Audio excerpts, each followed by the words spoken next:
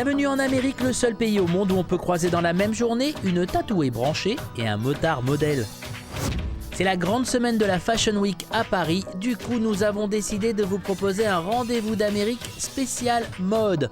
Au menu, 3 jeunes francophones qui font leur petit bonhomme de chemin dans la mode en Amérique, 3 destins différents, celui d'Alice Ritter, créatrice Frenchie très tendance à New York, de la franco-américaine Claire Vivier et sa marque de sac Claire V que les américaines s'arrachent, et celui du québécois Félix Bugeaud, top modèle qui fait crépiter les flashs du monde entier. 3 belles histoires de passionnés de la mode sous toutes ses formes. Allez, c'est parti.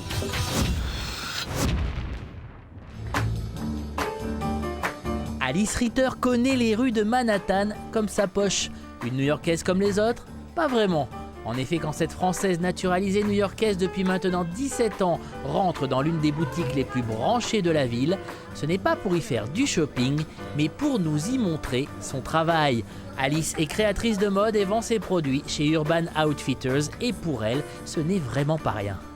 This display for the fall collection is the first time I see it like that all together. It's very cool. It's perfect actually. I didn't even, you imagine it and then it comes to life, it's much better. Because this is a flagship store, it's in Herald Square in the middle of Manhattan. I mean, it's a big deal for any designer, It's really cool.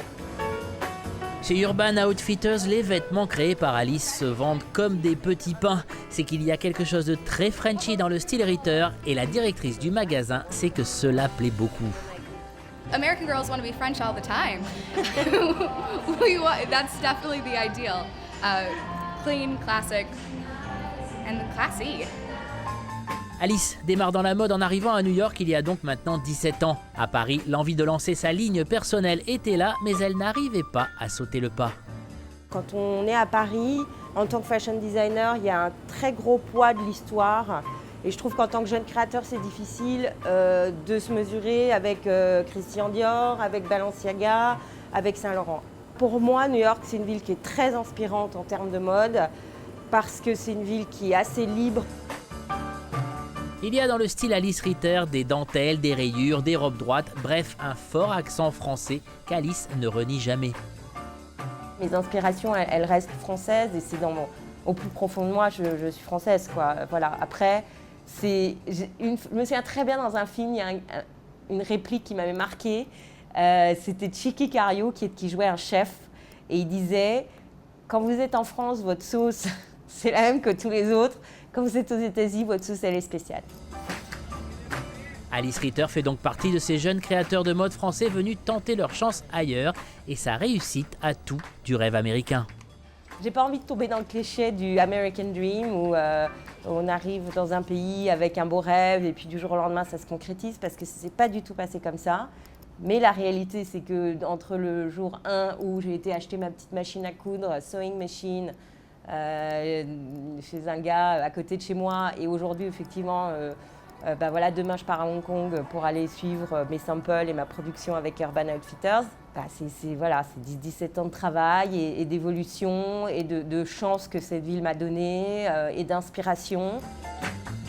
Le rêve américain d'Alice est tout doucement en train de se transformer en belle histoire internationale. 1, 2, 3, 4. La marque s'affiche sur 4 magasins en Amérique, 3 en Californie, 1 à New York, en attendant l'ouverture avant la fin de l'année de 2 autres enseignes aux USA. Claire V comme Claire Vivier, une franco-américaine qui en 2007 s'est mise à fabriquer des sacs dans sa cuisine sur une vieille machine à coudre. 8 ans plus tard, Claire V, c'est plus de 40 employés, 100 000 sacs vendus par an dans 250 boutiques dans le monde, dont les siennes, et une ligne d'accessoires au chic trait Frenchy, un style entre France et Amérique que Claire Vivier définit parfaitement. Je pense que le style Claire V, c'est vraiment un petit mélange entre le chic français et le côté cool californien. Les designs sont assez classiques et moi je fais toujours quelque chose de simple mais chic et il y a toujours une petite touche de quelque chose pas entendu. C'est donc d'abord ce mélange de styles qu'admirent les fidèles clientes de Claire V. Elle apporte aux États-Unis la touche française. Les gens ils sont tellement contents d'avoir un peu de France ici. I think that The bags themselves are very functional, but they're beautiful and they're really well made. They feel luxurious, but they work for every day. On a l'impression qu'on peut porter ces sacs dans toutes circonstances. C'est pas guindé. Il suffit de regarder la boutique, ses inspirations. Voilà, la France est toujours présente. Donc, je pense que les Américains quand même sont assez sensibles à ça. Et les étrangers vont être sensibles au côté californien, parce que le fait que tout soit fait ici, que tout soit produit à Los Angeles ou dans les environs, c'est un côté très très cool.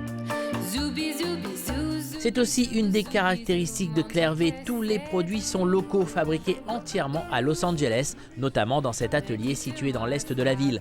Un mode de fabrication qui témoigne parfaitement du mélange culturel franco-américain très présent sur la ligne Claire V. J'ai rencontré mon mari en France, il est français.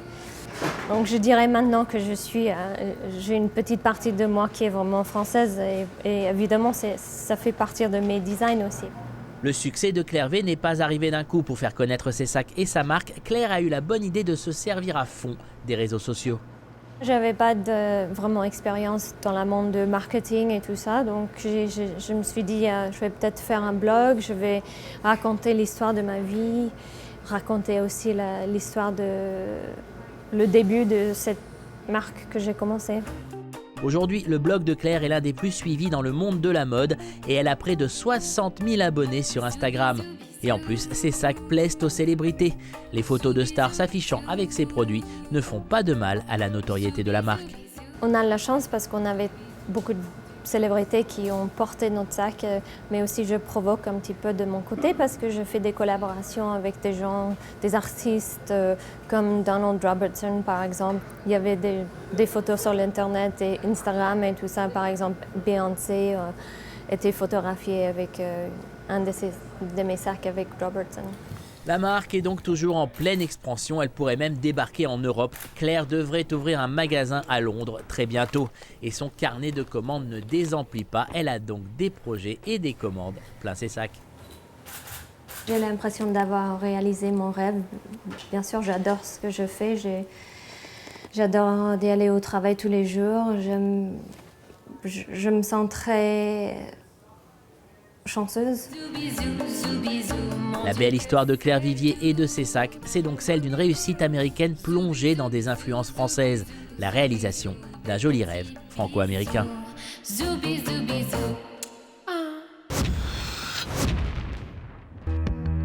Ce jeune homme aux yeux bleus profonds qui roule sur sa moto à vive allure dans les rues de New York s'appelle Félix Bugeaud.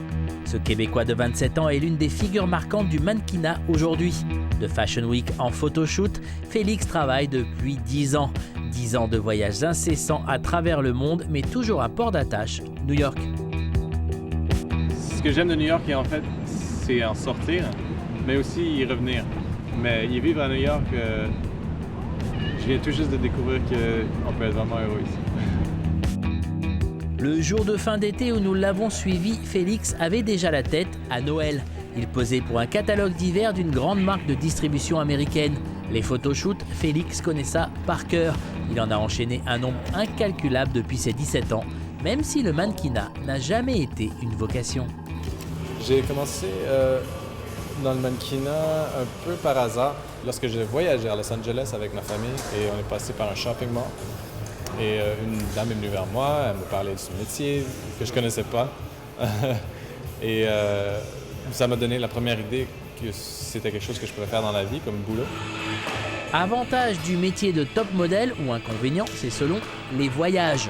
Félix n'arrête pas, il sait que c'est incontournable dans son travail. Dimanche, je m'en vais à Los Angeles pour un boulot, après ça je dois passer par Toronto. Sur une option d'Allemagne, ça se peut que j'aille là-bas, que je change les plans à la dernière minute pour passer par là-bas. C'est important de garder plusieurs clients en même temps. Ils sont dispersés dans toutes les grandes capitales de la mode du monde, donc Paris, New York, Milan. Félix a un petit avantage sur ses collègues, la langue. Les mannequins francophones ont peut-être un petit plus. Généralement, dans le milieu de la mode, tout le monde communique en anglais, c'est plus répandu. Mais c'est sûr que ça peut être plaisant pour un francophone de travailler avec un mannequin français. À 27 ans, Félix se rend bien compte que ses années mannequinat sont comptées. Alors, il en profite à fond, prêt à tourner la page, mais toujours aussi heureux de sa belle carrière. J'adore la vie de mannequin. J'aime toujours voyager et découvrir des nouvelles cultures, des nouveaux endroits. Et oui, j'aime ma vie de mannequin. Entre les Fashion Weeks de Paris, Milan ou New York, ou les photoshoots de Berlin, Tokyo, Los Angeles, Félix est donc toujours aujourd'hui un homme heureux de faire son drôle de métier. Dans le prochain Rendez-vous d'Amérique, on parle gastronomie avec un fort accent français.